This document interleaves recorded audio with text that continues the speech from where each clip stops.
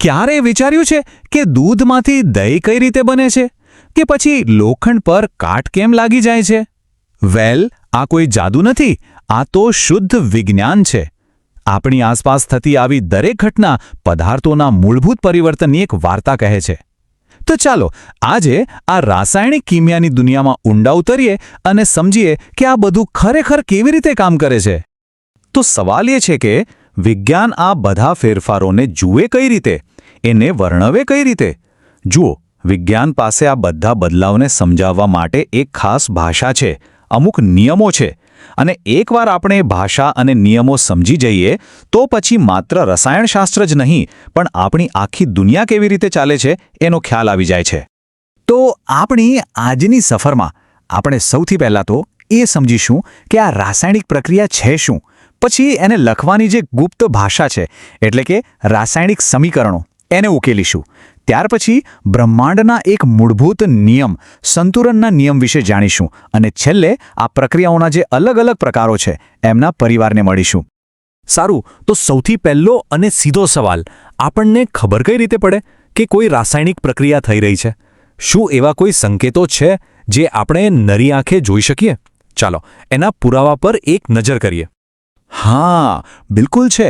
જેમ કે કોઈ વસ્તુનો રંગ બદલાઈ જાય, એનું તાપમાન અચાનક વધી જાય કે ઘટી જાય, એમાંથી કોઈ ગેસ નીકળવા લાગે. આ બધા સંકેતો એ વાતનો પુરાવો છે કે કંઈક મૂળભૂત બદલાઈ રહ્યું છે.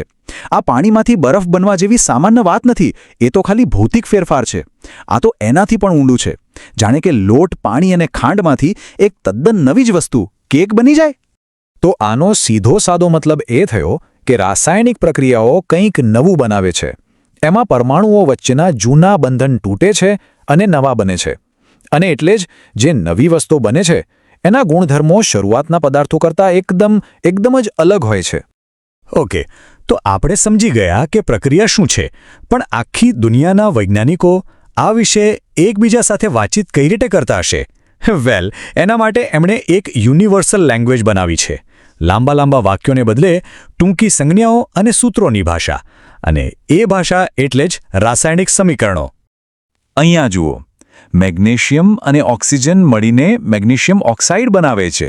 આવું લાંબુ વાક્ય લખવાને બદલે વૈજ્ઞાનિકો બસ લખી દે છે Mg+O2 goes to MgO. Short and sweet. પણ આ માત્ર સમય બચાવવા માટે નથી. આ સૂત્રો આપણને એ પણ બતાવે છે કે કયા તત્વોના કેટલા પરમાણુઓ ભાગ લઈ રહ્યા છે. આ એક એવી ભાષા છે જે દુનિયાના કોઈ પણ ખૂણાનો વૈજ્ઞાનિક સમજી શકે છે. પણ વાત અહીંયા પૂરી નથી થતી. આ સમીકરણો લખવાનો એક બહુ જ મહત્વનો, એક મૂળભૂત નિયમ છે. એક એવો નિયમ જે આખા બ્રહ્માંડને સંતુલિત રાખે છે. અહીં ડાબી બાજુ જુઓ, પ્રક્રિયાની શરૂઆતમાં ઓક્સિજનના 2 પરમાણુ હતા, પણ અંતમાં તો ખાલી એક જ બચ્યો. બીજો ક્યાં ગયો? શું એ ગાયબ થઈ ગયો? ના, વિજ્ઞાનમાં આવું ચાલે જ નહીં. કોઈ પણ વસ્તુ એમ જ ગાયબ ન થઈ શકે. એટલે જ જમણી બાજુનું સમીકરણ સાચું છે, જે સંતુલિત છે. એ બતાવે છે કે જેટલા પરમાણુઓથી શરૂઆત થઈ હતી, અંતમાં પણ એટલા જ પરમાણુઓ હાજર છે. અને આ સંતુલન પાછળનું કારણ છે બ્રહ્માંડનો એક અતૂટ નિયમ, દળ સંરક્ષણનો નિયમ. એ નિયમ કહે છે કે તમે કોઈ પણ વસ્તુનું સર્જન કે વિનાશ નથી કરી શકતા.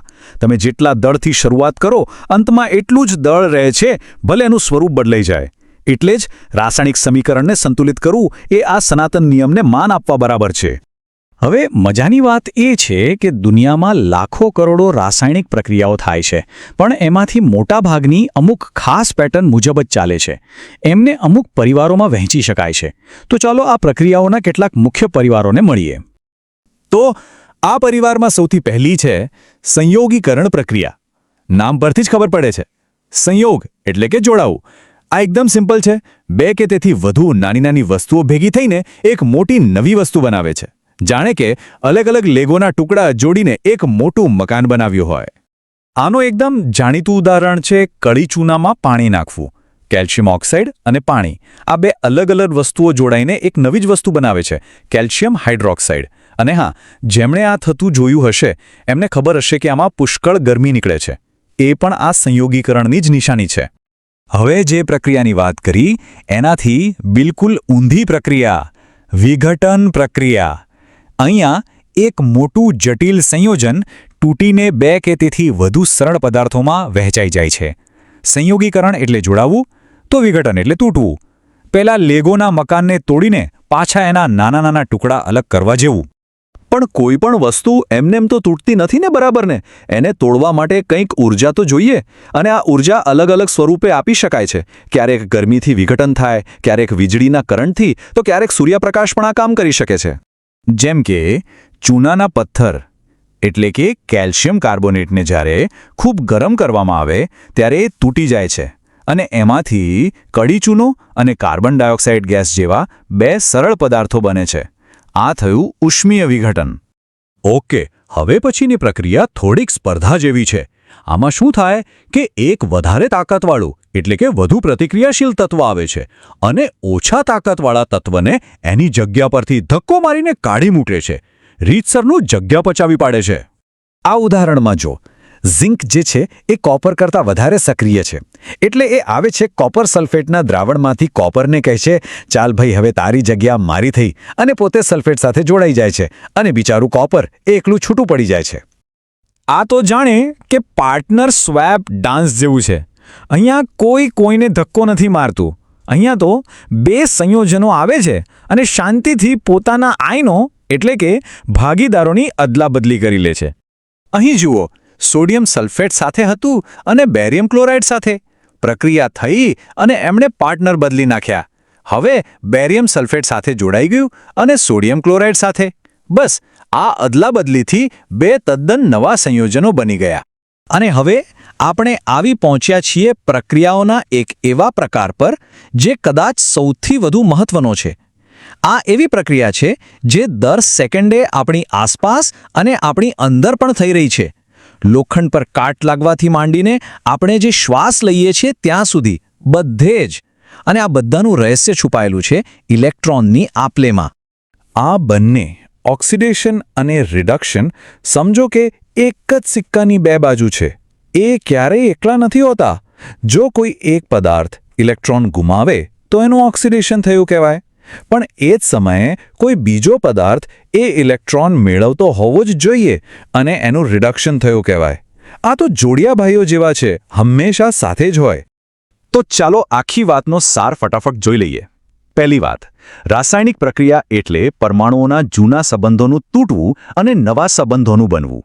બીજી વાત, બ્રહ્માંડમાં કશું ખોવાતું નથી, એટલે સમીકરણ હંમેશા સંતુલિત હોવું જોઈએ. ત્રીજી વાત, પ્રક્રિયાઓને એમના સ્વભાવ મુજબ અલગ અલગ પરિવારોમાં વહેંચી શકાય. અને છેલ્લી અને સૌથી અગત્યની વાત, ઓક્સિડેશન અને રિડક્શન હંમેશા સાથે જ થાય છે. અંતમાં એક સવાલ સાથે આ વાત પૂરી કરીએ. જો કોઈ પણ રાસાયણિક પ્રક્રિયામાં નવા પરમાણુઓ બનતા જ નથી, પણ ફક્ત જૂના પરમાણુઓની જ ફરીથી ગોઠવણી થાય છે, તો એનો મતલબ શું થયો? એનો મતલબ એ થયો કે જે પરમાણુઓથી આ પૃથ્વી બની છે, જે પરમાણુઓથી આપણે બન્યા છીએ, એ બધા જ ક્યારનાય અસ્તિત્વમાં છે. બસ એમની ગોઠવણ બદલાતી રહે છે.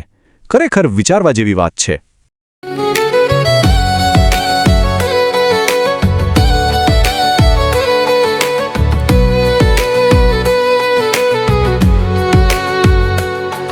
आज के बिजनेस वर्ल्ड में सिर्फ दिखना काफी नहीं, आपकी पहचान सुनाई भी देनी चाहिए. हर सर्विस की एक कहानी होती है, हर ब्रांड की एक आवाज होती है. रविकांत आपके ब्रांड को देगा म्यूजिकल पहचान. अपने ब्रांड को आवाज दो, हर दिल तक एहसास दो. हर ब्रांड बनता है विजन से, हर पहचान बनती है इमोशन से. अब मार्केटिंग नहीं, ब्रांड एक्सपीरियंस बनाइए. रविकांत के साथ आपकी सर्विस सिर्फ दिखेगी नहीं, महसूस भी होगी. नाम आपका, आवाज हमारी, पहचान बनेगी सबसे अलग आपकी. आज हम सिर्फ सर्विस नहीं देते, हम ब्रांड की पहचान बनाते हैं. हो विजन को आवाज मिलती है जब ब्रांड म्यूजिक से जुड़ता है.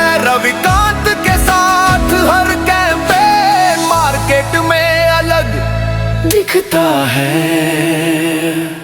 आज के समय में सिर्फ रिज्यूमे बनाना काफी नहीं है। जरूरी है कि लोग आपको समझें, आपकी स्किल्स को जानें और आपकी कहानी सुने।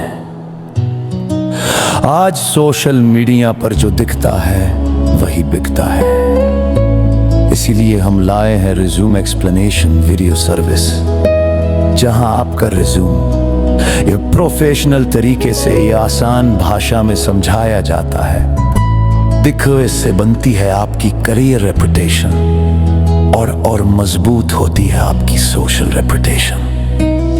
जब आप अपना रिज्यूम वीडियो सोशल मीडिया पर शेयर करते हैं तो लोग आपको सिर्फ नाम से नहीं, आपकी काबिलियत से पहचानते हैं। क्योंकि आपकी पहचान मायने रखती है।